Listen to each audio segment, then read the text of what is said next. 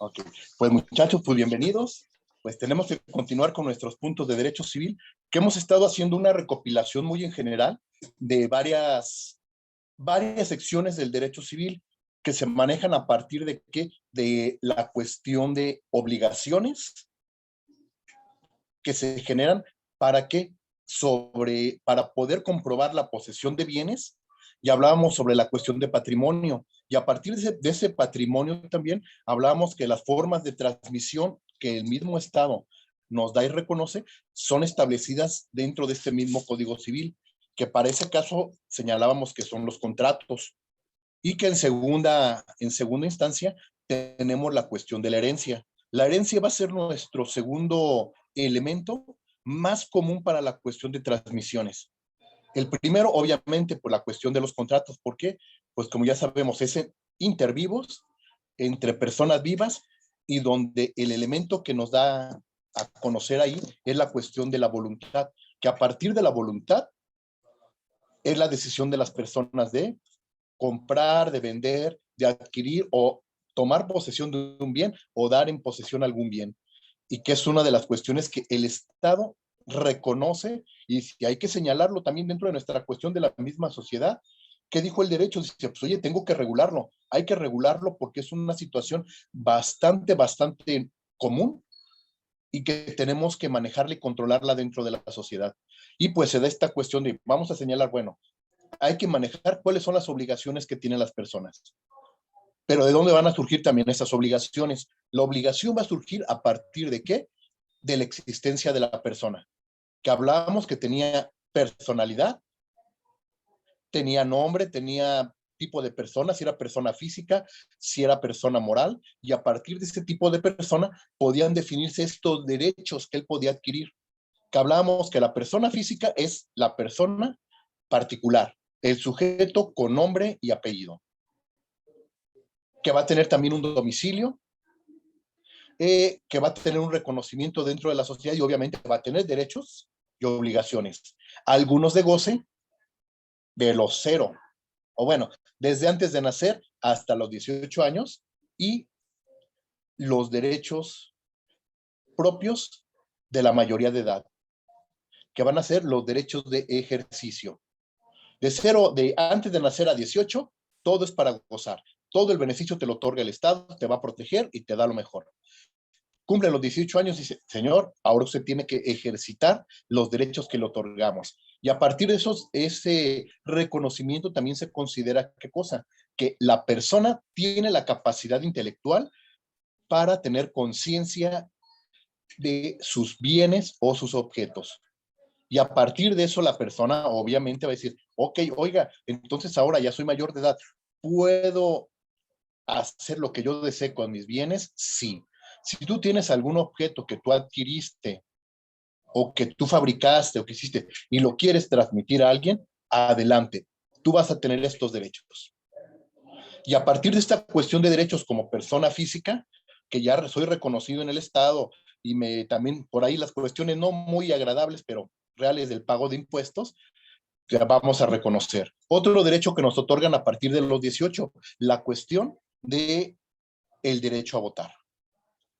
El derecho de voto va a ser uno de los elementos importantísimos para hacer este cambio entre el derecho de goce solamente a el derecho de ejercicio. Y ese primer ejercicio es, joven, ahora usted tiene la posibilidad de votar para elegir a sus representantes o también ser votado. Bueno, y esto es parte de, y a partir de ello también dicen, señores, bueno, para que usted pueda adquirir este nivel o esta jerarquía dentro del Estado, también hay otra manera, que era la manera de que por medio del matrimonio alcanzar esta libertad o emancipación a partir del matrimonio, que pues podemos platicar que es un poquito ahorita curioso, porque se supone que está prohibido el matrimonio ya para menores de edad. Pero la cuestión, oigan, ¿y entonces qué va a pasar con esos parejas jóvenes? Y que no se puedan crear o manejar derechos. Que bueno, puede ser una buena idea para una tesis, ya posteriormente, de que, en qué situación quedan esos aspectos, donde por, entre comillas, proteger el derecho del menor, van a perjudicar a otro menor o no se va a dar el reconocimiento o los derechos correspondientes. Pero bueno, esto lo dejamos después para otra sección. Ya les tocará hacer la investigación en seminario de tesis. Pero bueno, nos regresamos a este punto. Entonces ya tenemos a la persona. A la persona que le reconoce el Estado. Ya igual tuvo capacidad para poder obtener bienes. Y a partir de esta capacidad de obtener bienes, obviamente también ya puede trabajar, tiene la capacidad intelectual y física para realizar sus actividades. Y a partir de esto, la persona va a ser reconocida. Como ya lo dijimos, persona física o persona moral. Y a partir de esa persona física o persona moral, dicen, muy bien, ok, ¿qué crees? Te vamos a otorgar otro beneficio extra, principalmente a ti, persona física, para protegerte. ¿Por qué? Porque tú eres el que crea, el que fundamenta el aspecto de la riqueza dentro de la sociedad. Y bueno, sí, entonces, ¿y qué me van a proteger? Ah, pues te vamos a proteger con algo llamado patrimonio, que si recordamos es una tendencia del derecho romano, donde patri, del pater familias, y monio, pertenencia o objetos, y que eran estos objetos, estas pertenencias, que eran reconocidas al pater familia. Y el pater familia, a partir de esta situación, pues se incrementaba la cantidad de bienes que él tenía bajo su tutela, bajo su custodia, bajo su dominio y su posesión. Hay que recordar que en el derecho romano, pues, ¿qué sucedía con los bienes de los hijos? Los bienes de los hijos quedaban bajo el control del pater familia. Si un hijo se casaba, ese bien también era adherido al patrimonio del pater familia o de la familia en general de aquella época en Roma. Pero bueno, son parte de estas cuestiones de evolución dentro del derecho. Y a partir de esa cuestión, el Estado ya en la época moderna reconoce, dicen, bueno, ¿quién es el que me da la riqueza? ¿Quién es el que adquiere los bienes? El sujeto. Este sujeto llamado ya ciudadano, para nosotros persona física, va a tener el derecho a proteger, si me lo solicita mi Estado, va a tener el derecho para proteger sus bienes en caso de alguna situación como un embargo. Si alguien desea desposeerlo, si alguien desea quitarle sus bienes, el acto jurídico va a ser conocido como reconocimiento de patrimonio. Porque la otra persona desea quitármelos, pero situación, el Estado me va a proteger evitando que esta persona me despoje de todo. ¿Esto por qué? Precisamente tomando en consideración que la persona física es la productora de la riqueza, es la productora de bienes, el fabricante, el creador, el que tal vez da empleo a más personas y dicen, ah, muy bien, ¿sabes qué? Pues todos tus bienes te los vamos a reconocer como un patrimonio familiar. Y este patrimonio familiar va a ser para que en caso de que tú te quedes sin riqueza o que las deudas se coman todo lo demás que habías adquirido, el patrimonio te va a proteger. ¿Cómo? Ah, pues simplemente estos bienes que están registrados como patrimonio no pueden ser embargados. Precisamente para qué? Para que la persona con esa pequeña cantidad o esos bienes de su patrimonio pueda volver a echar a andar su negocio. Pueda volver caso, por ejemplo, que es alguno de los objetos que protegen dentro del patrimonio. Obviamente, la casa propia, un domicilio. Claro, no puedo, si tengo un condominio, no puedo registrar todo el condominio como mi patrimonio, aunque por ahí habrá algunas mañitas que se puedan utilizar dentro de esa cuestión. Más adelantito vamos a platicar de la cuestión del condominio. Pero, por ejemplo, tengo derecho a una casa habitación para la protección de mi familia. Dos, la posesión o protección del vehículo que tengamos para el uso familiar o un vehículo del negocio. Tres, si tenemos un negocio familiar, un taller, una vinatería, una fabriquita, una tintorería, no sé, uno de estos negocios, un restaurancito, va a estar protegido. Todos los bienes que estén ahí van a estar protegidos en caso de que por las deudas que yo haya contraído me los quieran embargar. Precisamente porque, oye, pero ¿y el acreedor qué rollo? Pues sí tiene derecho a cobrar. Ah, pero el Estado protege a esta persona que registró el patrimonio precisamente porque a partir de ese patrimonio él puede garantizar que posteriormente pueda llegar a reunir riqueza y pagar su deuda. Y si paga esta deuda, obviamente va a recuperar su riqueza, nos va a ayudar ayudando a otras personas, va a pagar impuestos y nos beneficia a nosotros como Estado. Así que es un juego bastante interesante. Y algunos dirán, oye, eso es nuevo. No, no es nuevo, les decía, es desde la época de los romanos, ya tienen esta figura de patrimonio como algo de protección hacia la riqueza del núcleo familiar. ¿Para qué? Para que pueda seguir produciendo, pueda seguir incrementando su riqueza o volver a recuperar su riqueza en caso de que haya algún problema. Pero bueno, nos quedamos en este punto del patrimonio. ¿Y esto por qué? Porque estamos protegiendo los bienes que se habían adquirido. Siguiente punto. De aquí nos brincamos a la cuestión muy bien. Entonces, ya tengo un patrimonio. Adelante, Aaron. Maestro, eso en el caso del adeudo, ¿verdad? Algo así. Así es. Sí, en este caso es sobre los adeudos. El patrimonio, haz de cuenta, tú eres, ¿qué te diré? Tienes una herrería y pues, empiezas a comprar y empiezas a adquirir algunas deudas, pero tú ya tienes registrada tu herrería como parte de tu patrimonio familiar. Pero a lo mejor tienes 3 o 4 talleres de herrería por allá. El Estado solamente te reconoce uno para que quede registrado y protegido. Los otros 2 que estaban por allá quedan para que pagar tus deudas. Ah, ok, ok. Esto, ya de cuenta, tú pediste un financiamiento bancario, que son los más mendigos, ¿eh? Pediste un financiamiento bancario y dijiste, oiga, sí, es que voy a poner otro taller, voy a abrir otras 2 herrerías, otras 3 sucursales. Y pues sí, ese es el riesgo precisamente del emprendedor, que dice, muy bien, pues adelante, échale ganas, pues va a ser un ingreso para el Estado, vas a contratar gente, vas a pagar seguro, todos los beneficios que pueda traer, pero la cuestión es de que te va a prestar dinero el banco. Y si en un momento dado tú no alcanzas a cubrir el adeudo con el banco, o se incrementa, o bueno, todas las cosas que te pueden suceder con el banco, y el banco dice, oiga, ¿qué cree? Pues le vengo a embargar porque usted no cubrió con los adeudos que teníamos pactados. Maestro.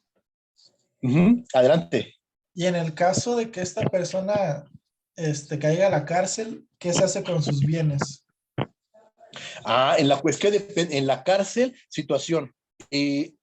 Los bienes quedan protegidos. En caso de que haya declarado como patrimonio, los bienes quedan protegidos para la familia, pero los que hayan quedado registrados como patrimonio. Haz de cuenta, el titular era el papá y lo metieron al botiquín. Ya está dentro. Y quedan la familia, quedan los hijos, la esposa. Ellos, ahora digamos, la esposa puede tomar el lugar del padre para continuar con el patrimonio, porque está como patrimonio familiar. Pero el padre pierde derecho de manera temporal en lo que está cumpliendo su sentencia sobre esos bienes.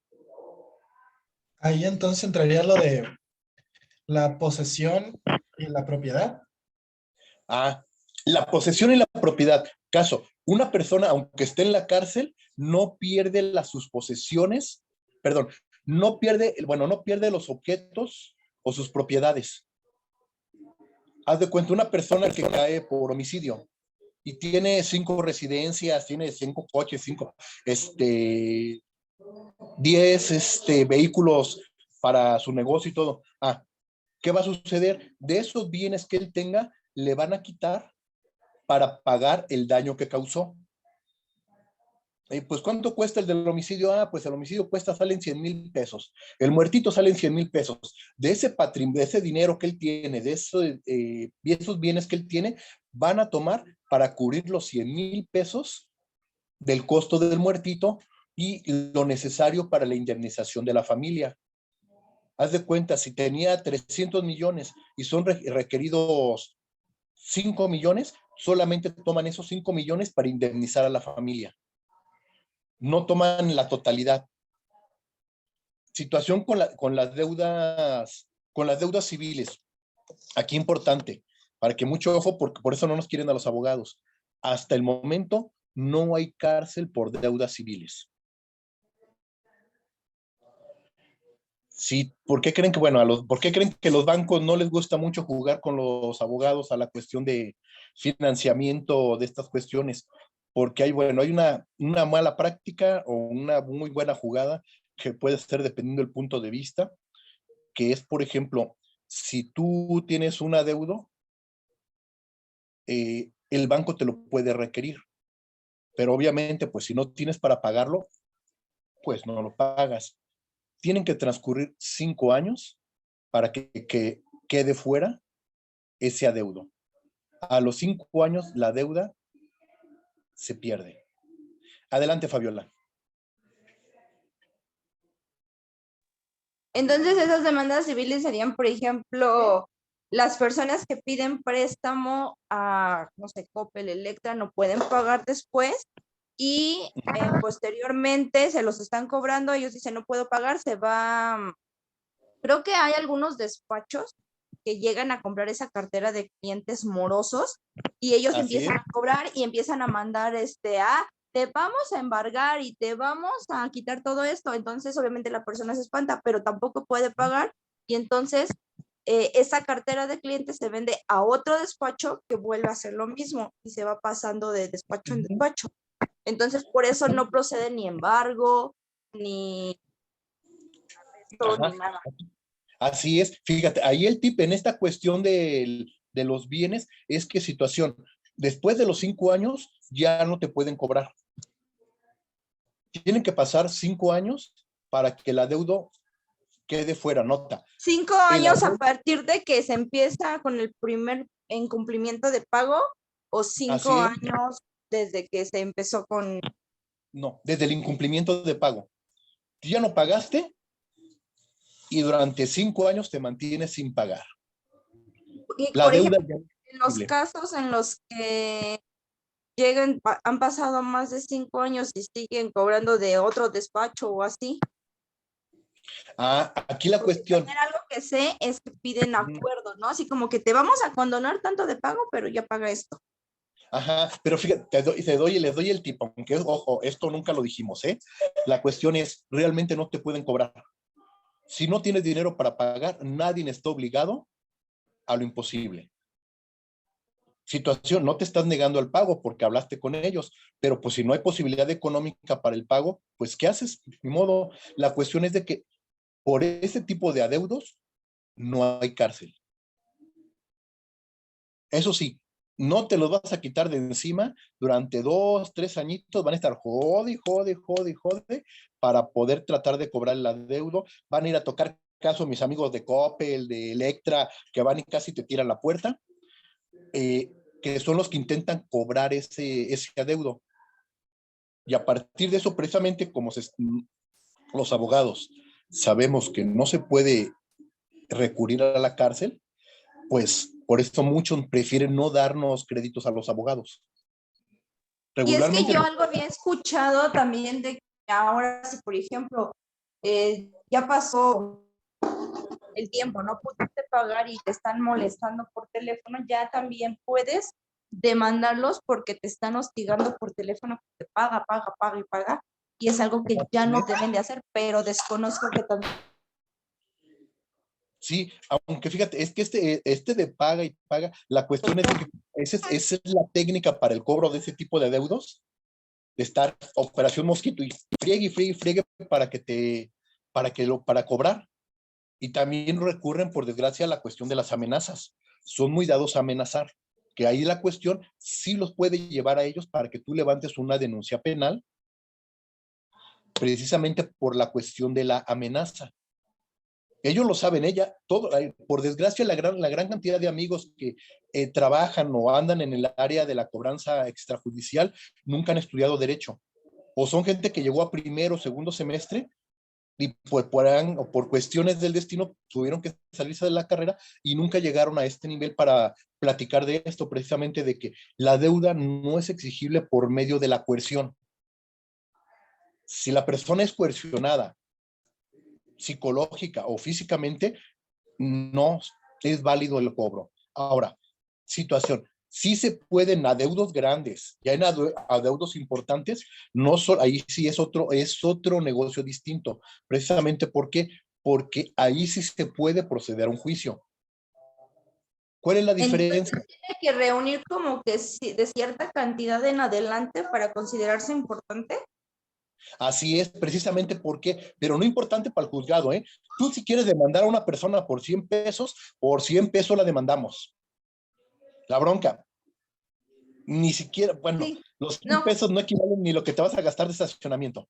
sí, pero yo me refiero, por ejemplo, en el hecho de, se ocupa mucho y creo que es muy visto desde hace muchos años con las tarjetas de crédito, con los celulares y todo esto, y son deudas a veces hasta de 5,000, creo que lo máximo que yo me he enterado son 10,000 pesos, 20,000. Sí, Pero hay deudas que son hasta de 3,000 pesos.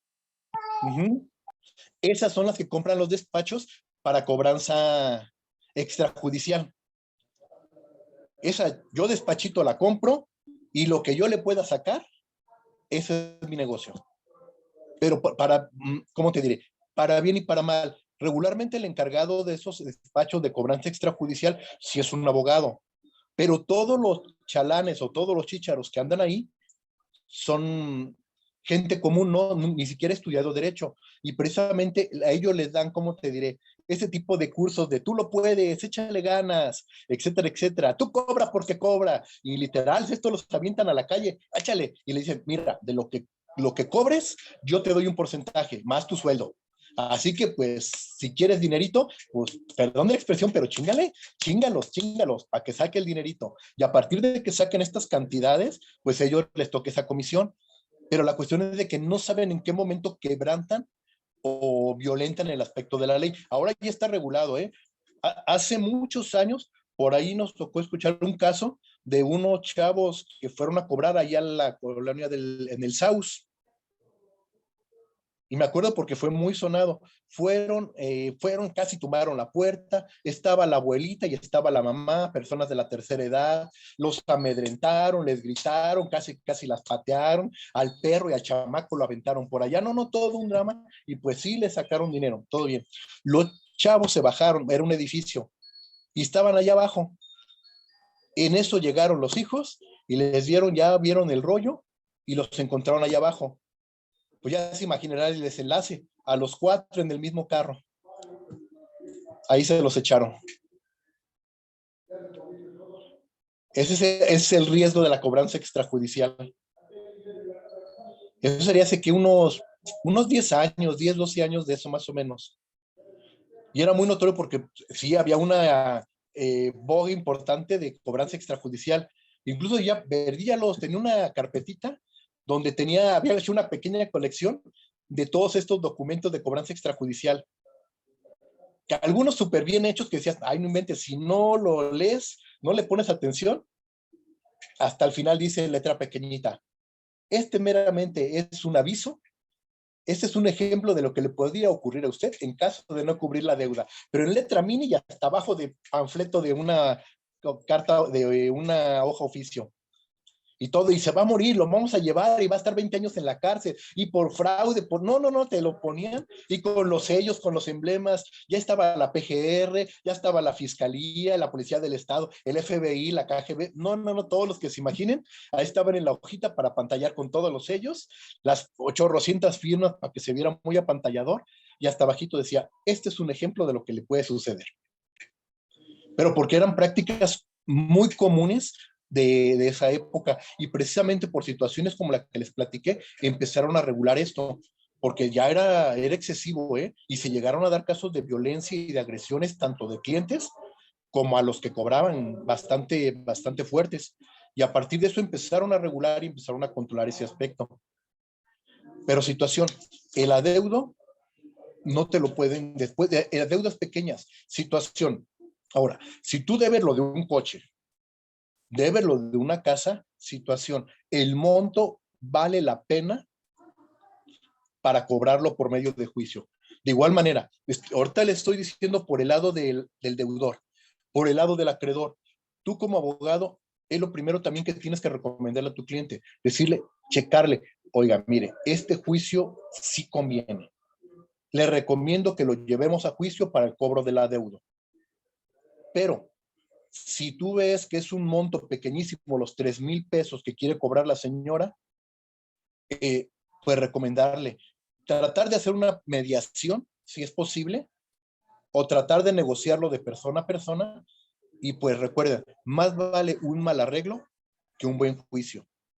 Porque como les digo a los chicos de presencial, la cuestión es de un juicio es una carrera de resistencia. ¿Por qué de resistencia? Precisamente porque un juicio, si te toca muy buena suerte, puede que en un año se desahogue. Pero puede ser que tu juicio se alargue 1, 2, 3, 4, 5, 10, 15 años. Y hasta los 15 años vas a ver el beneficio de esa sentencia.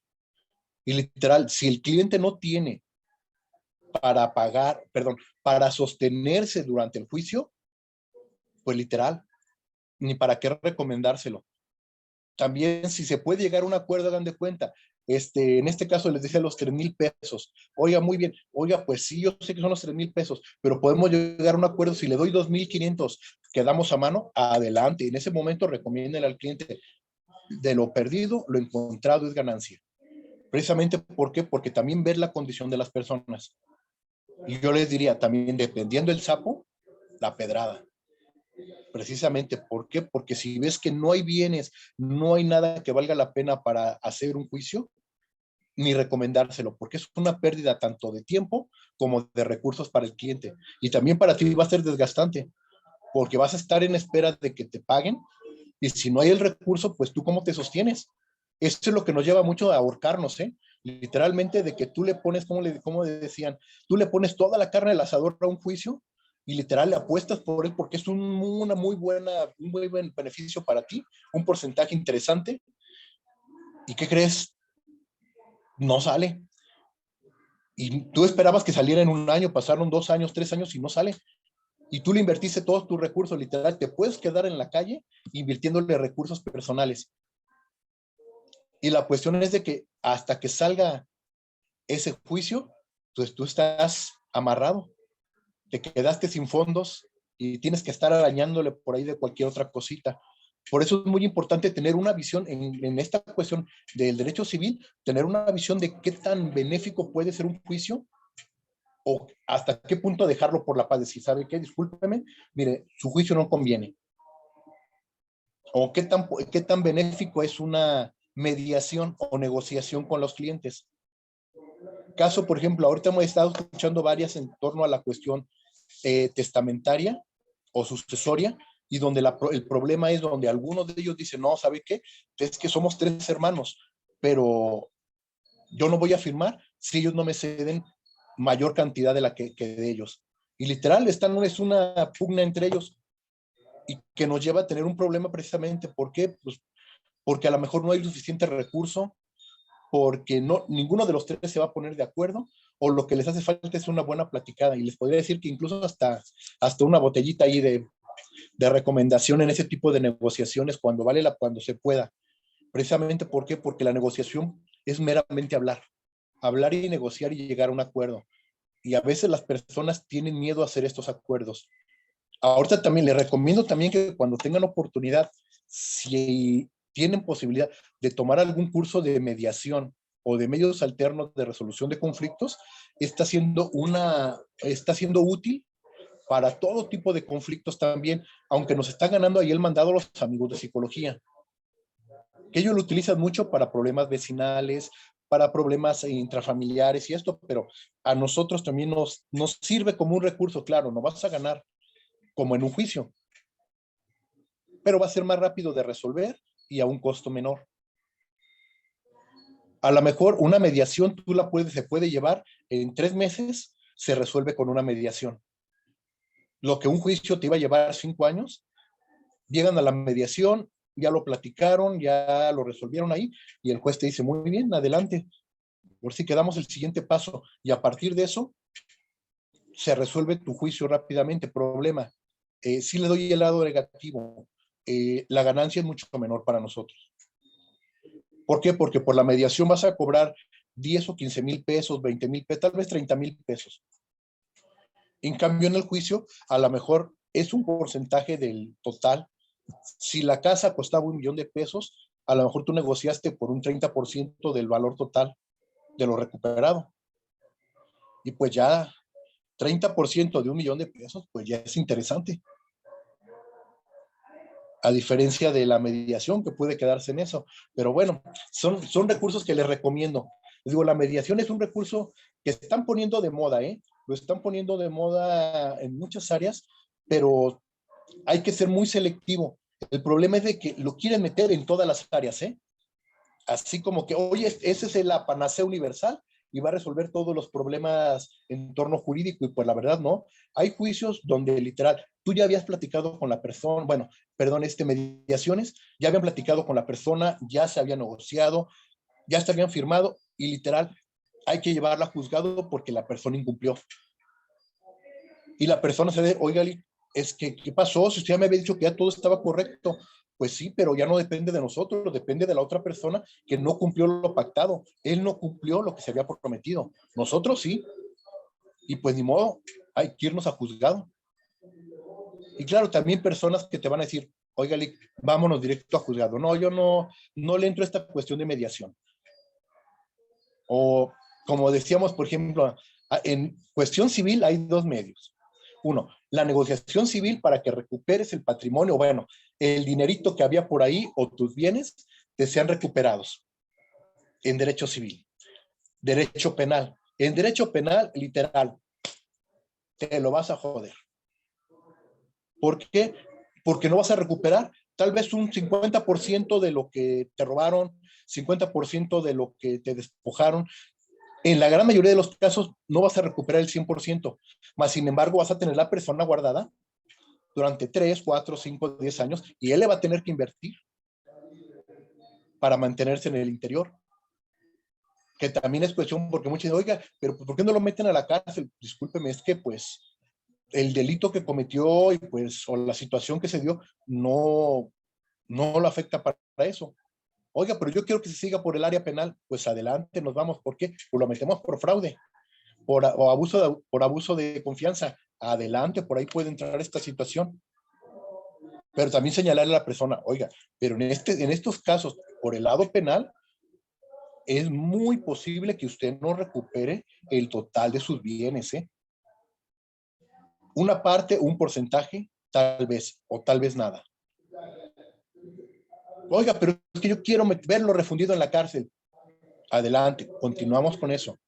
Pero le advertimos de que pues es posible que no haya una recuperación de bienes como usted lo esperaba. En cambio, en derecho civil sí, nosotros vamos por el dinerito, vamos por los bienes. Oiga, que hay que recuperar la casa. Nuestro interés es recuperarle su casa, recuperar el negocio, recuperar el dinero que le fraudearon. Ese es el interés que tenemos nosotros.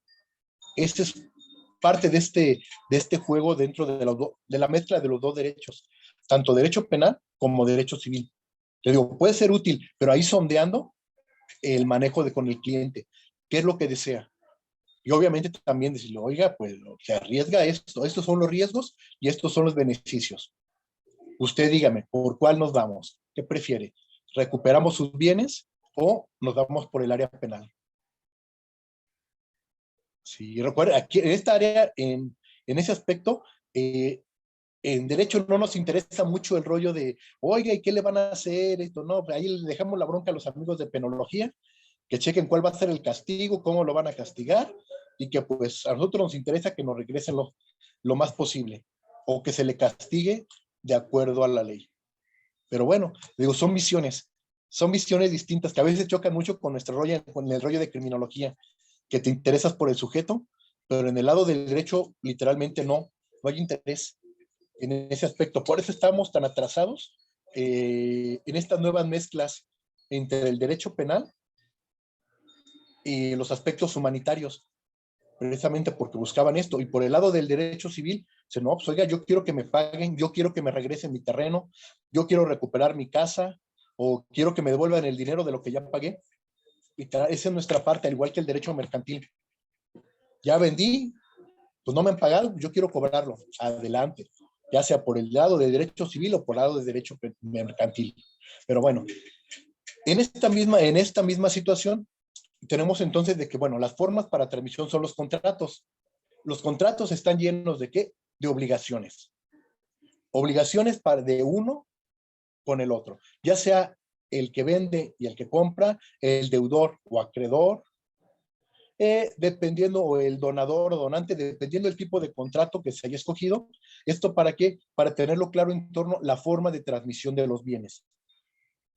Porque recordemos que también en los bienes hay dos cuestiones importantes. La persona que es dueño del bien con el documento correspondiente, qué es la factura, qué son las escrituras, qué es el testamento, qué es el contrato, y que dice yo soy el dueño porque yo lo adquirí. Y en segundo lugar tenemos el aspecto de las personas que lo adquirieron como una herencia, que se divide meramente en que entre personas vivas los contratos, todos los tipos de contrato, personas vivas, y obligaciones que se discuten o se tienen que discutir directamente. Cuestión testamentaria. En la cuestión testamentaria, la persona deja por escrito la última voluntad de lo que desea se hagan con los bienes que eran de su propiedad. ¿Cuál es la condición para esto? La condición principal para la cuestión de los bienes es que el bien realmente sea mío y que tenga manera de comprobarlo. ¿Cómo? Pues tengo el dominio y tengo la posesión. Porque yo les puedo decir, oiga, yo soy dueño de mi código civil. Y literal, aquí tengo mi código civil. Sí, está en mi posesión. Pero ¿cómo compruebo el dominio de este bien? Pues, ¿qué cree? Si lo tengo aquí. Bueno, aquí trae la etiquetita de dónde lo compré y tengo la notita, la factura o el ticket, donde compruebo que yo adquirí este objeto. Teniendo mi ticket, mi factura, mi escritura, mi nota del bien, tengo el dominio y tengo la posesión del bien. Las dos cosas en una sola persona. Así que yo, como dueño total del bien, puedo hacer lo que yo desee con él. Si lo quiero vender, si lo quiero regalar, si lo quiero romper, es mi decisión. Y esa es una de las cuestiones principales, porque, oye, es que no puede, sí, yo soy el dueño total del bien. Yo puedo hacer lo que desee con este bien, porque tengo el dominio y tengo la posesión del bien. Ahora, ¿qué sucede cuando una persona tiene la posesión, pero no tiene el dominio? ¿Cómo compruebo que realmente sea de él? ¿Qué sucede con muchos terrenos a veces? Que llegan y le dicen, oiga, le vamos a vender, le vendemos un terreno. Este terreno está en Chapala. Sí, no se preocupe, está baratísimo. Mire, nada más véngase, es cuestión de que llegue, ponga sus piedritas, le haga su bardita y ya es suyo el terreno. Literal, sí, yo puedo llegar y posesionarme del lugar. Tengo la posesión. Pero ¿hasta qué momento tengo el dominio? Hasta que llego y tengo una escritura que compruebe, que dice, mire, este terreno de tantos metros por tantos metros, lo compré o fue adquirido de tal manera en tal fecha y queda a nombre mío en este momento. En ese momento tengo el dominio y la posesión del bien. Las dos cosas en la misma persona. Pero, ¿qué sucede si no hay escritura? ¿Qué sucede si no hay un documento que avale? Literalmente, eres poseedor, pero no puedes comprobar ser el dueño. Lo posees físicamente, pero a lo mejor llega un familiar, llega el verdadero dueño Dice, oiga, pues ¿qué cree? Mire, tengo un documento que acredita el dominio sobre ese bien. Aunque usted tenga la posesión, yo soy el dueño de ese bien. Oiga, pero ¿cómo? Ah, pues ¿qué hacemos? Ah, mire, pues vámonos a un juicio. Si usted no me lo quiere entregar por la buena, vamos a realizar un juicio. Este juicio se le llama juicio reivindicatorio. ¿Y qué hacen en este juicio? Pues en este juicio van a ir y van a llevar documentos, literal, cada uno va a llevar sus papeles. Oiga, mire, yo tengo aquí mi papel y yo aquí tengo mi papelito. Estos dos papelitos, uno de una parte y el otro, cada uno lo lleva, lo presentan frente al juez y el juez va a verificar el contenido, la elaboración, las fechas, cómo fue adquirido, para tratar de dar veracidad de cuál de los dos es más antiguo, y hay que recordar, primero en tiempo, primero en derecho. Situación. Aquí hay dos momentos. Uno, que puede que nos digan que uno de los documentos es apócrifo, y el segundo, que nos digan que es un documento real, que no es apócrifo, pero que no es válido porque no fue entregado, no fue dado de la manera jurídica correspondiente. ¿Qué es lo que sucede en muchos casos? Esto nos lo encontramos muy seguido en la cuestión de la situación ejidal, ¿eh? Porque en la cuestión ejidal, ojo, no hay escrituras, no se dan escrituras, solo se da una carta poder o de reconocimiento del ejido, donde yo, primer dueño de ese bien, te transfiero a ti, Aarón, el dominio, la posesión de estas 3 hectáreas de ejido. Yo te las transmito, ¿y cómo? Por medio de una carta que se presenta en el comisariado ejidal, se registra y literal, ahora tú eres el nuevo encargado. Les digo encargado porque todavía no eres el dueño. Mucha gente piensa que porque ya tiene los documentos del ejido, ya es el dueño. No, ojo, aquí hay un detalle técnico. Se convierten a una cuestión de derecho civil normal cuando esos terrenos son regularizados. Cuando el ejido se convierte ya en terrenos regularizados, entonces sí, les van a decir, señores, ¿qué creen? Para el año siguiente, todos los terrenos que están en esta zona se van a fraccionar, se van a regularizar. El comisariado ejidal y el tribunal agrario ya dieron indicaciones, ¿para qué? Para que se le dé uso urbano. Ah, felicidades. Ahora sí, ya eres dueño de tus 2 hectáreas para que tú las puedas hacer con ellas lo que tú desees. ¿Qué te van a dar? Pues tú con tu carta de elegido, donde has acudido a las juntas, has estado presente, y una carta que dé el comisariado ejidal, eso lo presentan ante el tribunal, ante el tribunal agrario. Ellos les van a dar otra cartita extra y se lleva ante notario. Y ya el notario lo va a checar y decir, ah, ok, muy bien, pues ya está regularizado, ya está acorde, lo podemos convertir a un terreno normal. Ya se puede escriturar, porque ahora sí eres dueño. Tienes dominio y posesión. ¿Por qué? Tienes la posesión del lugar y tienes el dominio porque te dieron las cartitas que las vas a transformar en una escritura pública. Y ya teniendo esa escritura pública, ahora sí, eres el verdadero dueño de ese territorio. ¿Por qué les digo el verdadero dueño?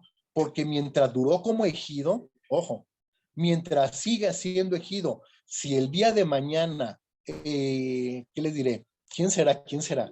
El secretario de Desarrollo e Infraestructura del Estado se levanta del lado izquierdo de la cama y dice, señores, por esos terrenos que estaban aquí en el Estado de México, va a pasar una autopista, pelas. Esos terrenos van a ser de uso público. Pero también no llores, te van a dar una lanita.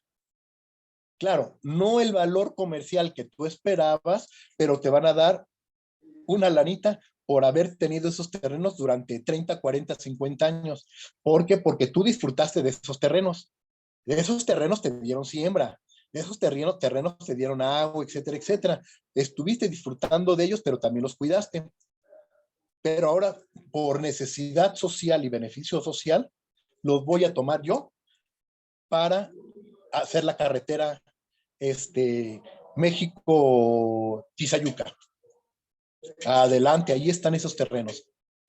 Y mucha gente, oiga, pero es que son míos. No, discúlpeme, son del ejido. El ejido es una forma dada por el Estado para beneficio de las comunidades.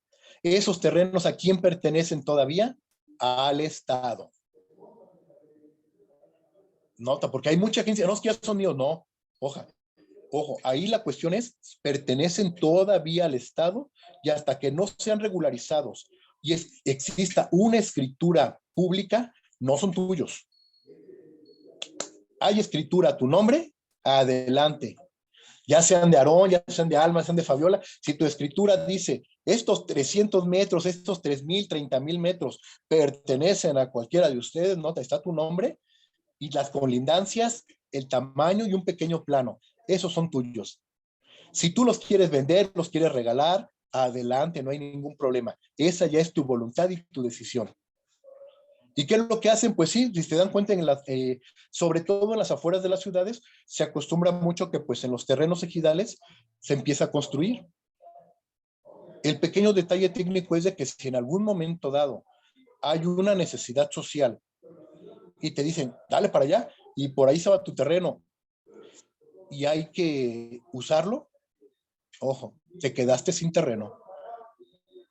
Te lo van a expropiar por necesidad social. Le digo, claro, te van a pagar, sí te van a dar una cantidad. Claro, no tan grande como si ya fuera tuya. Les pongo el caso que tenemos aquí en Guadalajara. No sé si hayan escuchado el caso del aeropuerto de Guadalajara. Curioso. El caso de Guadalajara es que el aeropuerto lo hicieron hace como unos 60, 70 años sobre terrenos ejidales. Todo muy bien. Los ejidatarios, pues sí, les vendemos el terrenito, pues no había nada y era demasiado. Ok, y les dieron 50 pesos a cada uno. Les dieron sus 50 pesos. En aquellos tiempos, 50 pesos eran 50 pesos. Una la notota marca Chamuco, pero no cubría la totalidad del valor del terreno. Y dije, oye, luego les damos los otros, les faltan otros 500 pesos más, luego se los damos. Todo bien. Empiezan, construyen el aeropuerto, empieza a crecer, lo empiezan a estructurar y pasan 10, 20, 30, 40, 50 años. Y oye, ¿y mi dinero? Ahora no hay, vente para el año que entra. Oiga, mi dinero, mira, vente en la siguiente administración. Oiga, y mi dinero, no, es que en lo que baja el dólar. Oiga, y mi dinero, no, es que perdió la selección mexicana. Y literal lo están trayendo durante todo ese tiempo. Llega un momento dado donde el aeropuerto busca expandir su tamaño. Dicen, oye, es que hay que hacerlo más grande. Y oye, pero ¿para dónde nos extendemos? Pues mira, aquí al ladito hay otro ejido. Pues agarramos otro cachito de los terrenos ejidales. Y bien, nada más que ahora los ejidatarios ya estaban un poquito más enterados de la situación y les dicen, muy bien, pues yo te vendo, pero te vendo al precio actual, al precio que tú vendes. No, que no sé qué. Es que es por un beneficio público y no sé qué. Muy bien. ¿Sabes qué? Si no me pagas al precio que tú vendes cada metro cuadrado, yo no te vendo. Pues vámonos a juicio. Literal, se van a juicio el aeropuerto y los ejidatarios. Muy bien, empieza el juicio, todo va bien, empiezan a checar, abren, ahora sí que la olla de los grillos de la construcción anterior del aeropuerto y se dan cuenta que todavía hay el adeudo anterior. Y lo checa el juez y dice, muy bien, ok, muy bien constructora, aeropuerto. ¿Cuánto pensabas pagar por metro? Pues yo pensaba pagar 20 pesos por metro cuadrado. Muy bien. ¿Cuánto cuesta el metro cuadrado ya en el terreno actual del aeropuerto? Cuesta como $100,000. Pues, ¿qué crees? Pues mira, si quieres comprar el terreno, lo vas a pagar al precio que tú lo estás vendiendo en el aeropuerto. Y como destaparon la olla de los grillos, le dicen, señores, ¿qué creen? Tienen un adeudo.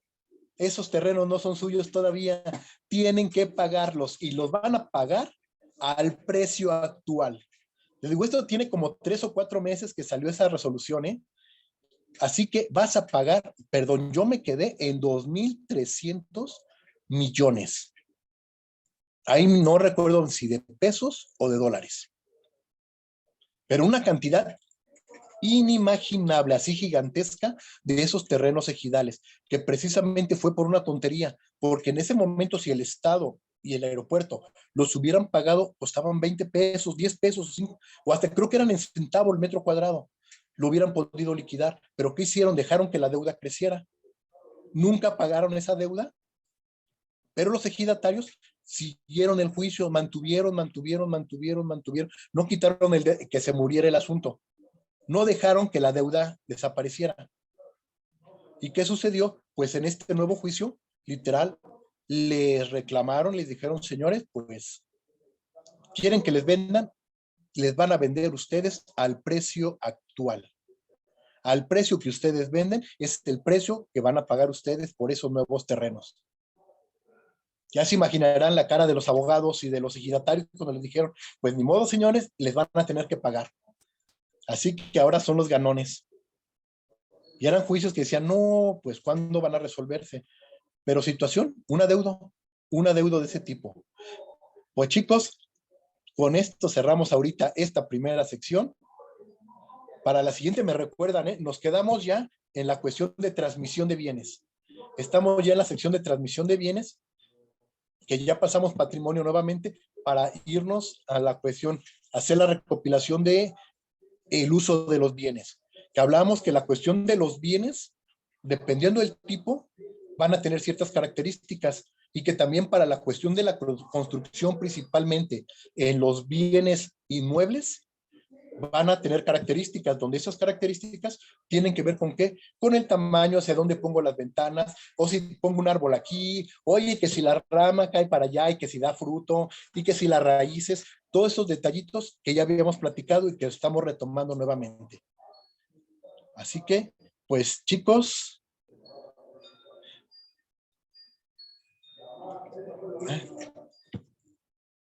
adelante, Ashley. Gracias, bonita tarde. Nos vemos en la siguiente clase. Gracias. Muy bien. Pues chicos, nos conectamos, para no atrasar las demás clases, nos conectamos en la siguiente materia. Un gusto de verlos y qué padre que se la pasaron bien estas vacaciones. Vale, maestro, ahorita nos vemos. Muchas gracias. Nos vemos en un momentito más.